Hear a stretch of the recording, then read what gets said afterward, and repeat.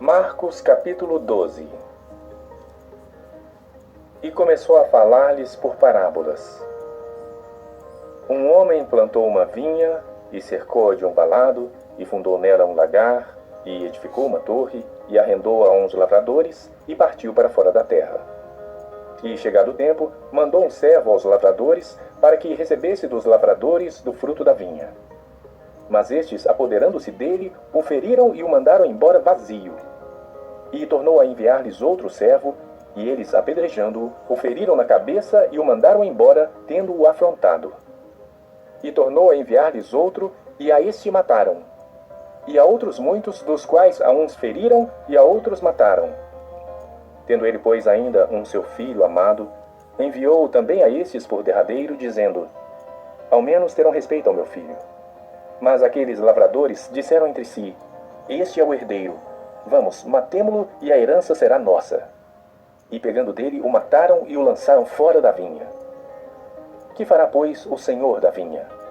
Virá e destruirá os lavradores, e dará a vinha a outros. Ainda não lestes esta escritura? A pedra que os edificadores rejeitaram, esta foi posta por cabeça de esquina. Isto foi feito pelo Senhor, e é coisa maravilhosa aos nossos olhos? E buscavam prendê-lo, mas temiam a multidão, porque entendiam que contra eles dizia esta parábola. Sim, eles estavam entendendo certo, né? Porque Jesus estava realmente falando contra eles. Bom, aqui é uma analogia, se a gente for ver, né? Onde foi mandado ali o primeiro servo, foi levado depois outra turma de servo. E o primeiro servos que foram mandados eles maltrataram e açoitaram, né? O segundo já teve maus tratos e apedrejamento. Já os outros mandados já foram maltratados e eles foram mortos, né? E até que chegou um ponto que o Senhor da vinha então mandou o seu único filho. E eles também maltrataram e mataram. Isso é uma referência ao próprio Jesus, né? É uma referência a tudo aquilo que Deus já fez. Ele mandou um profeta avisando, eles maltrataram e açoitaram. Deus mandou outro profeta, eles maltrataram e apedrejaram. Deus mandou vários outros profetas e ninguém deu ouvidos. E muitos profetas foram mortos por irem contra, né, a idolatria, por irem contra aquilo que o povo não queria obedecer. Então, muitos profetas Deus mandou para avisar o povo, para que o povo se consertasse, né? Então, os profetas simbolizam esses servos que eram enviados, né, pelo campo ali para falar a respeito do dono da vinha, né, em nome do dono da vinha. Então, até que o dono da vinha, o próprio Deus, né, envia o seu único filho, envia Jesus. E mesmo assim eles não ouviram e eles então mataram a Jesus. Infelizmente isso acontece nos dias de hoje. Deus tem falado, Deus envia os seus profetas, Deus tem a sua palavra, que é a maior profecia. Deus tem falado à igreja e aos cristãos, só não ouve quem não quer, essa é a realidade. Mas o que vai acontecer? A Bíblia é bem clara que um dia o Senhor da vinha, ou seja, o dono de tudo, o dono da criação, o próprio Deus, ele irá julgar e ele sim arrancará esses que não querem obedecê-lo, esses que não querem fazer a sua vontade e os jogará, né, jogará eles lá no lago de fogo e enxofre. Isso a Bíblia é bem clara e nos diz isso. Então, é preciso nós estarmos vigilantes. Às vezes achamos que porque estamos dentro de uma igreja, estamos fazendo algo para Deus, estamos fazendo certo. Não. Infelizmente, tem muitos que estão dentro da igreja, mas não são parecidos com Jesus, não têm o caráter de Cristo, e isso é um sério e grande problema. Então, esta passagem é uma passagem de alerta para todos nós, que nós precisamos ouvir o que os profetas falam, ouvir o que a palavra de Deus fala, essa é a nossa bússola, né? E ouvir a voz do Espírito Santo, que ele nos ensina como e quando agir, né? Para que quando o Senhor voltar, o único Filho de Deus, né? Unigênito, que se deu por amor a nós, né? Deu a sua vida por amor a nós, ele vier buscar a sua noiva, que nós estejamos preparados. e deixando-o, foram-se. E enviaram-lhe alguns dos fariseus e dos herodianos para que o apanhassem em alguma palavra. E chegando eles, disseram-lhe: Mestre, sabemos que és homem de verdade e de ninguém se te dá, porque não olhas a aparência dos homens. Antes, com verdade, ensinas o caminho de Deus. É lícito dar o tributo a César ou não? Daremos ou não daremos? Então ele, conhecendo a sua hipocrisia, disse-lhes: Por que me tentais? Trazei-me uma moeda para que a veja. E eles lhe a trouxeram. Essa moeda que trouxeram para Jesus era um denário. Para você anotar aí no seu caderno, é um denário, era uma moeda de prata que valia em torno de um dia de trabalho. E disse-lhes: De quem é esta imagem e inscrição? E eles lhe disseram: De César. E Jesus respondendo disse-lhes: Dai, pois, a César o que é de César, e a Deus o que é de Deus. E maravilharam-se dele.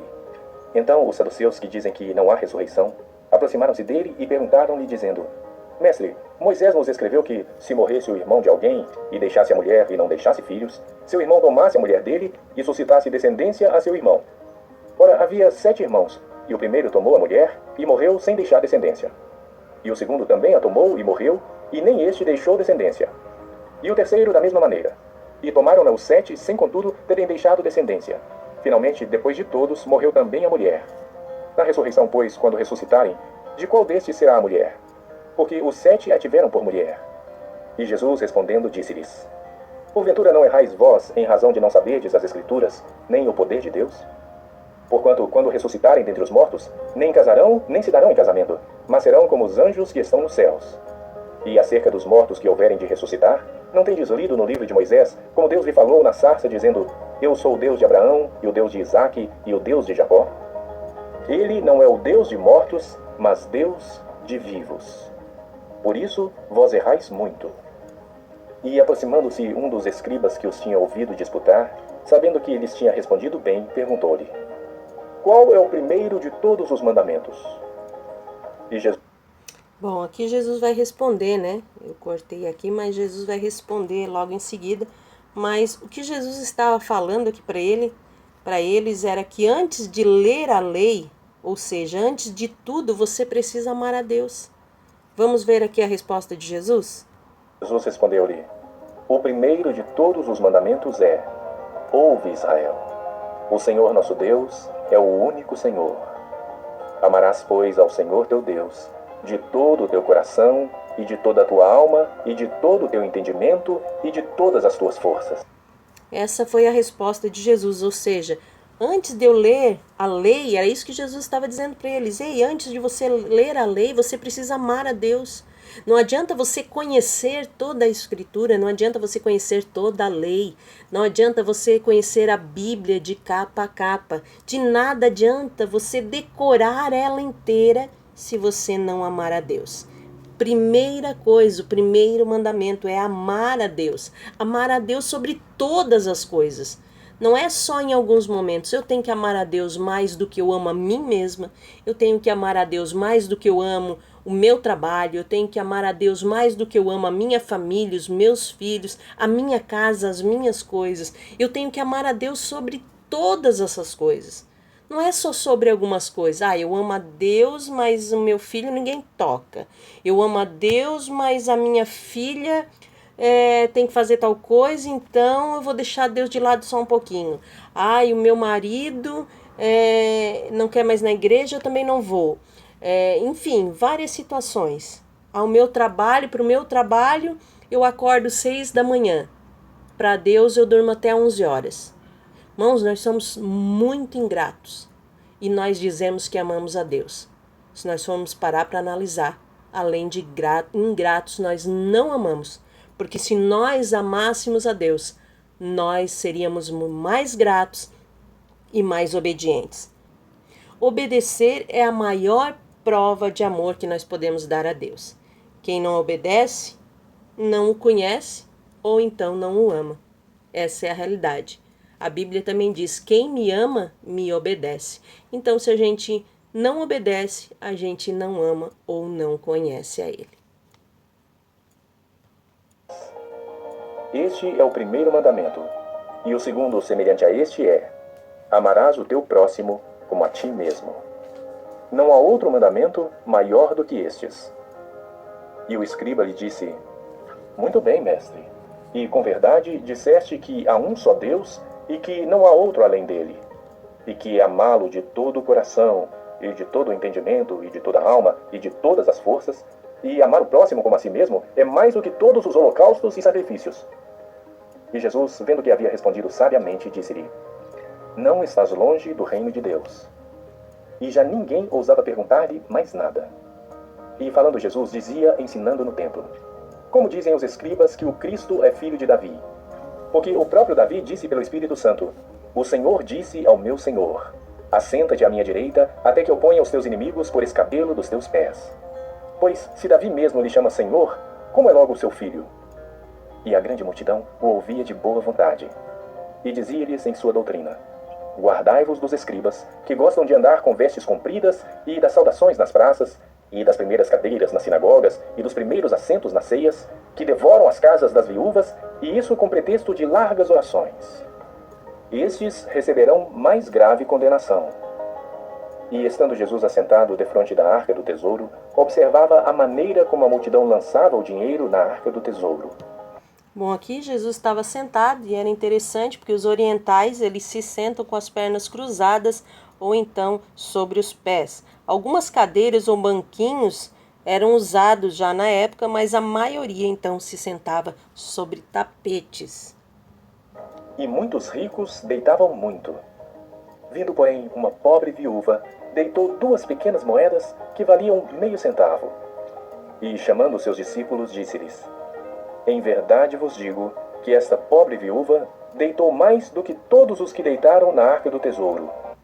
Bom, aqui esta viúva deitou, né, no original você vai ver a palavra quadrantes, né, e a palavra quadrantes era a menor moeda romana de latão, né, então era essa moeda que a viúva levou. Isso é só uma curiosidade, né, se você quiser anotar aí no seu caderno. Então, quadrantes era a menor moeda romana de latão, ou então Kepton, né, a menor moeda grega feita de cobre. Acredita-se que era uma dessas 2 moedas que a viúva colocou ali, né? Porque todos ali deitaram do que lhe sobejava. Mas esta, da sua pobreza, deitou tudo o que tinha, todo o seu sustento.